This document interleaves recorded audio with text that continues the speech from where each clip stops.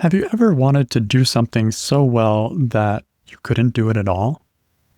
Have you ever wanted to avoid failure so badly that you couldn't see your own success? Have you ever thought that being good enough at one thing was not enough? You have to be good at everything? Perfectionism can be sneaky, especially for highly sensitive people who often care deeply and notice subtle details and want to do things right. Here are some signs that you may be falling into the trap of perfectionism. You overthink simple tasks. You spend more time planning or revising than actually doing, afraid that it won't be good enough. You're paralyzed by decisions. You delay action because you're trying to find the perfect option and fear that you might make the wrong one. You beat yourself up for small mistakes. A minor misstep spirals into harsh self-judgment or rumination. Or you feel like nothing is ever done, and there's always one more tweak or one more fix or one more thing that's not quite right. Or you think that your worth is tied to your performance. You feel anxious unless you're excelling, or you feel ashamed if something feels just average. Or you procrastinate on important tasks. So you avoid starting because you're afraid you can't do it perfectly, and so it feels safer to just put it off. Or you avoid trying new things. You'd rather not attempt something than risk failing or doing it imperfectly. Or you push yourself past your limits. You sacrifice your rest, your boundaries, or your own well-being in pursuit of getting it just right, doing something to the nth degree at the expense of everything else. Or you struggle to delegate or collaborate.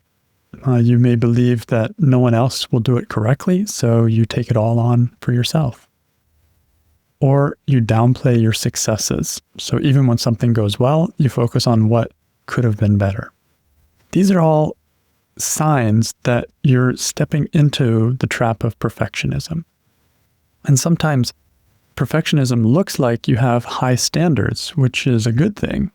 But if you fall into this trap, this mindset that will just not rest unless everything is absolutely perfect, then it can create a lot of stress and a lot of paralysis and a lot of disconnection from your authentic self. What happens if your authentic self wants to go to dinner and you're like, no, I have to get this perfect, and you just keep on plowing forward and ignoring your body. Bodies can be ignored for a while, but after a while, they break down. Relationships can be ignored for a while, but after a while, they break down. So perfectionism is the trap of thinking that this is more important than it actually is. It goes to the extreme of, I can't rest until everything is done, and nothing's ever done. So it's a real trap. It also can be a way to avoid judgment or shame, because the theory is, if I do a really good job, then people will not only like it, but more importantly, there will be less people that are saying that they didn't like it.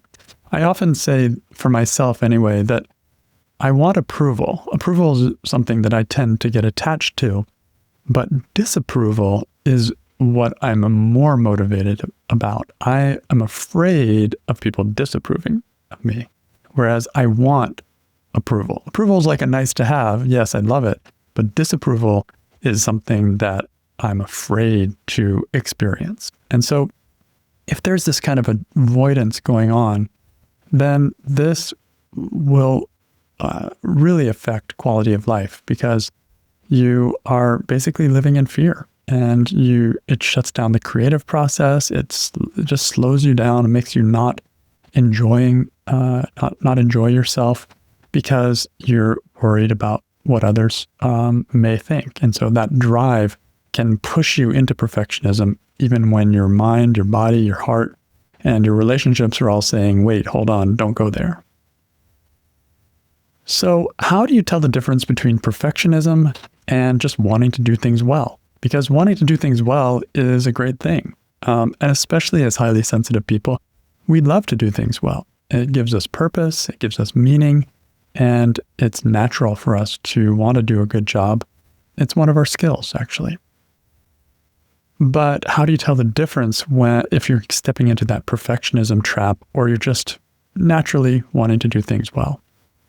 One way you can tell is by the feeling that you have. I always say stress will let you know, and it's no exception here. If you're feeling stressed, there's a chance you're starting to feel stressed because you've stepped into perfectionism. If it's feeling energizing, it's feeling fun, if it's something you're excited to do, then chances are it's not perfectionism. It's just a natural desire to do things well. If you're getting caught in thinking that the outcome of this is defining who you are, then it's probably going towards perfectionism. If it feels, on the other hand, this is just a part of who I am and something I want to be trying and seeing what I can do with, and we'll see how far it goes, then that's a very different feeling. That doesn't feel like perfectionism. You may be excelling. You may be doing something really well. You may be enjoying doing it really well, but not caught in the perfectionism trap because it doesn't define you completely. It's just, oh yeah, this is what I love doing, period. I always like to think of an analogy of playing a game, like you're playing a board game or something. You may be totally into the game. You may be having so much fun. Maybe you're playing Monopoly or something, and you're like putting more houses on the board and hotels, and you're like having fun. It's like it's exciting when you win some money, and it's kind of like, oh no, I lost some money, but it doesn't feel like a major swing. It's more like fun. You're engaged, but you're not lost in the game.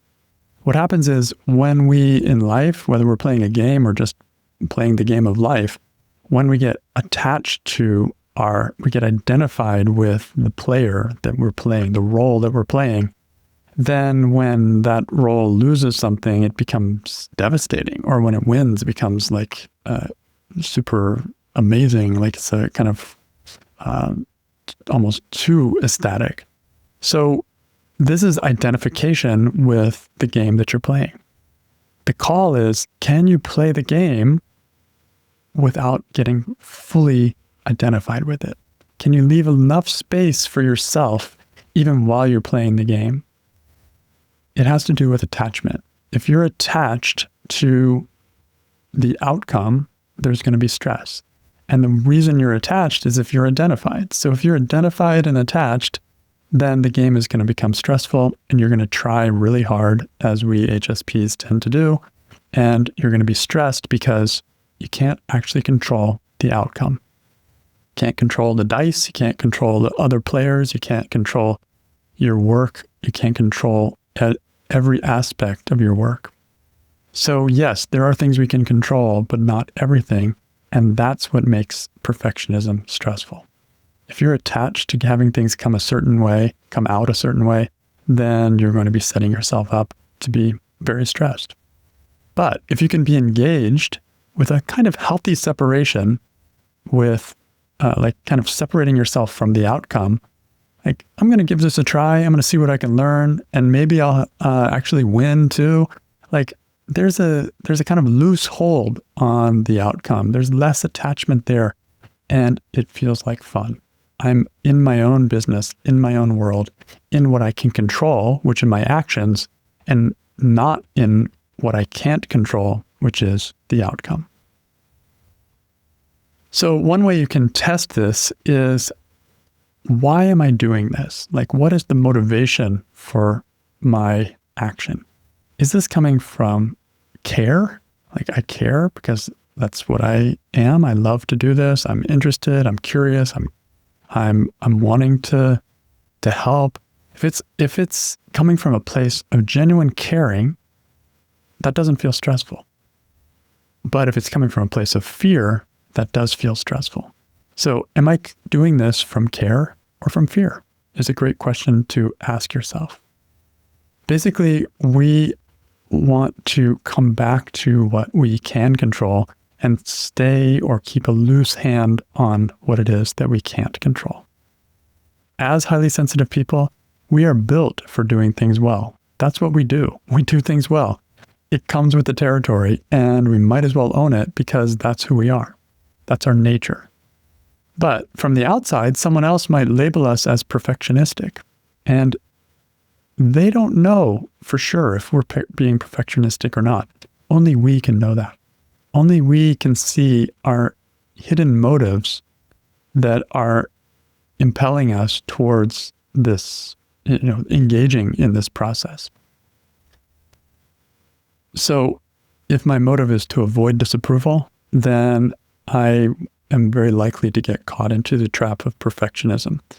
If, on the other hand, my motive for doing something is to express something that I'm passionate about, to engage with something I'm passionate about, then it's not probably going to be perfectionistic. Even if I am employing a lot of time on it, even if I am really making this the center of my life in a way, it's like, yeah, it's the center of my life in a way, but it's not really the center of my life. My center of my life is still back here, a little closer to myself. I'm engaged, but there's a healthy separation. So this core motivation makes a huge difference in the experience. And so if you find yourself attached to the outcome, getting caught and drawn into perfectionism in any way, then the idea is, how can you hold those thoughts more loosely? What I like to do is I notice what my thoughts are. What am I attached to? They usually are wants. They're usually needs. I need this to be a big success. I want them to like it. I don't want anyone to be disappointed. These are wants. These are needs. These are thoughts that express the attachment that I'm experiencing. If you find a few of these thoughts, even one, you can identify it, write it down, and then begin questioning it. Ask, is that really true? I need this to be a big success. Who would I be without that idea that I need this to be a big success? So much easier. I could be still playing the game, still aiming high, and at the same time relaxed because, whatever happens, happens.